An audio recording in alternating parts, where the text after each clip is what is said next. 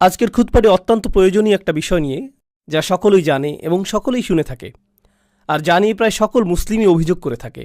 আর তা হলো উম্মার মাঝে ঐক্য এবং আমাদের সকলের একতাবদ্ধ হয়ে অবিচ্ছিন্ন একটি ভ্রাতৃত্বের সম্পর্ক গড়ে তোলা। এটা এমন বিষয় যা আপনি প্রতিদিনই লঙ্ঘিত হতে দেখবেন। আর আমরা সকলেই জানি যে উম্মার মাঝে দুর্বলতা এসেছে ঐক্যের অভাব থেকেই।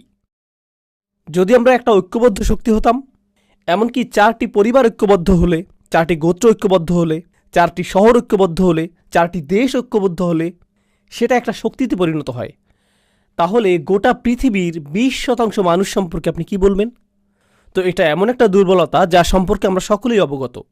একই সাথে যখন আমরা ইসলামের শত্রু এবং এই উম্মার শত্রুদের ক্ষমতা এবং শক্তিমত্তা নিয়ে কথা বলি, যখন আমরা ইসরায়েলের মতো গণহত্যাকারী উন্মাদদের কথা চিন্তা করি, যা বিশ্ববাসীর চোখের সামনে নির্বিচারে গণহত্যা চালিয়ে যাচ্ছে, আর মুসলিমরা দাঁড়িয়ে দাঁড়িয়ে তা দেখছে, আমাদের মাঝে হতাশা আসে নিজেদের দুর্বলতার জন্য।